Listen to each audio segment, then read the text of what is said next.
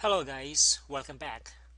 So we are going to start Unit 9 by learning how to solve quadratic equations using algebraically and graphically. So let's try to remember what is a quadratic equation. A quadratic equation is of the form ax squared plus bx plus c equals 0, where a is not equal to 0. And remember that when we graph a quadratic expression, the graph is a parabola. Last unit, we also learned how to find the factors of a quadratic expression. Now I would like you to solve these three expressions. I want you to find the factors, pause the video, find the factors of each of these given expression, and then once you're done, I need you to check your answer by resuming the video. Alright, for the first one, x squared plus 3x minus 40, the factors that you have to get should be x plus 8 times x minus 5. For the second expression, the factors here, well, we have a GCF, so we have here 3 times x minus 3 times x minus 7. And for the last one, we don't have a GCF. We can use a slide and divide method here, and the factors will be 3n minus 4 times 3n minus 1. So we learned this from the last unit, how to find the factors of a given expression. So next, let's try to call what are x-intercepts. X-intercept is the point where the graph crosses the x-axis. Remember that to find the x-intercept, we can just let our y equal to 0 and just solve for our x-intercept. Or similarly, we can solve the x-intercept by letting our f of x equal to 0. Now let's try to solve example letter C first. Now remember, to find the x-intercept, it's just the point where the graph crosses the x-axis. Now this is the point where this graph crosses the x-axis. And on this particular point, we have 4, 0. So the x-intercept here, the x-intercept is 4. Now let's solve example letter A. Now this time we have an equation. We would like to find the x-intercept of 1/2 x plus 2. So we can just let our y equal 0 or f of x equal to 0. So let this equal to 0 and then just solve for x. To solve for x, we have to use our subtraction property. Subtract 2 both sides, then you will have negative 2 equals 1/2 x. Solving for x, we have to multiply both sides by 2.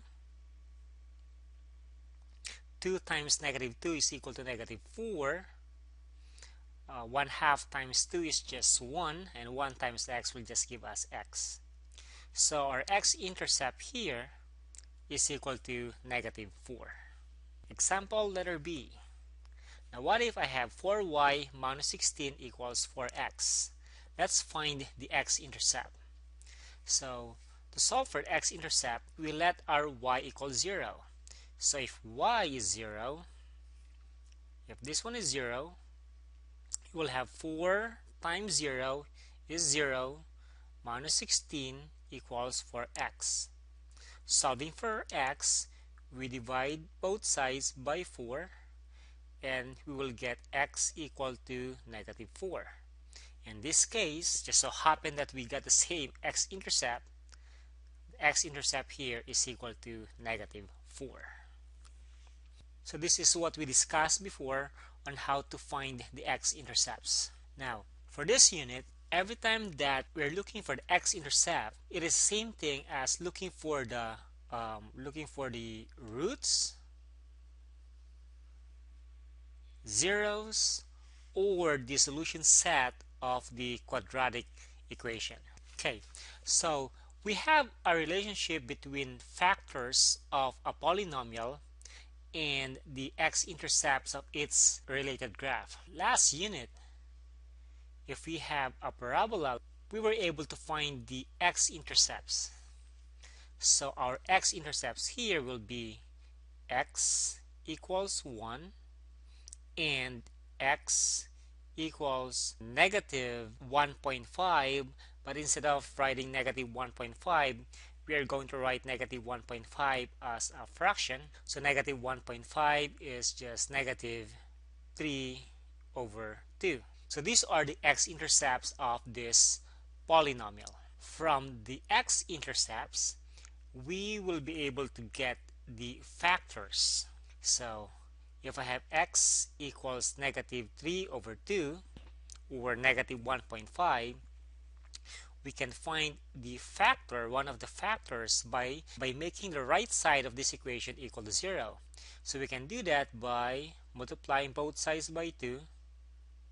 This will cancel out. You'll get 2x equals negative 3. Add 3 to both sides. You'll get 2x plus 3. So this will be one of the factors of this polynomial. To get the other factor, x equals 1, again, we just need to make the right side equal to 0. So we have to subtract 1 to both sides, and we'll get x minus 1. So this will be the factors of this polynomial. So if we know the x-intercepts, then we can simplify the x-intercepts and find the factors. On the other hand, if we have factors, we can also find the x-intercept. Now remember, when you're solving for the x-intercepts, it's the same thing as solving for the roots, the zeros, or the solution set. So before we proceed, let's try to recall what is a zero product property. Zero product property means if I have two factors and the product is equal to 0, then we can conclude that it is either x equal to 0 or y equals 0. Of course, we can extend this to three factors. Let's say x times y times z equals 0. Now, if this product is equal to 0, it means that it can be x equals 0, y equals 0, or it can be the z, which is equal to 0. So that is our zero product property. We are going to use this later on in order to find the zeros, the roots, or the x-intercepts of a quadratic equation. What's the difference between factors and roots, or zeros, x-intercepts, or solution set? When we get the factor of this expression, the factors will be x plus 8 and x minus 5. But if you're solving for the roots or the zeros, x-intercepts, or the solution set, what we need to do here is to equate this to 0. And by using the zero product property, I have here two factors, and the product is equal to 0. It means that it's either x plus 8 is 0 or x minus 5 is the one equal to 0. It's the same thing as your x times y equals 0. X times y equals 0 means x is 0 or y is 0. In this particular example, this is our x and this is our y. So x times y equals 0 means x is 0 or the x plus 8 is equal to 0, or the y, or in this case x minus 5, is the one equal to 0. When you solve for the roots or the zeros or the x-intercepts or the solution set, we just need to isolate our x. So we'll have x equals negative 8. Here, to solve for x, we have to add 5 to both sides, and we'll get x equals 5. So these are the factors. The roots will be negative 8 and 5. Next, 3x squared minus 30x plus 63. We got 3 times x minus 3 times x minus 7 as the factors. So here I have three factors, the 3, the x minus 3, and the x minus 7. So how do we find the zeros or the roots or the x-intercepts or the solution set of this given expression, 3x squared minus 30x plus 63? First, we'll let this equal to 0. It means that it's either 3 is 0 or x minus 3 is 0 or x minus 7 is equal to 0. 3 will never be equal to 0. So this is not true. So we'll just exclude this one because this will never happen.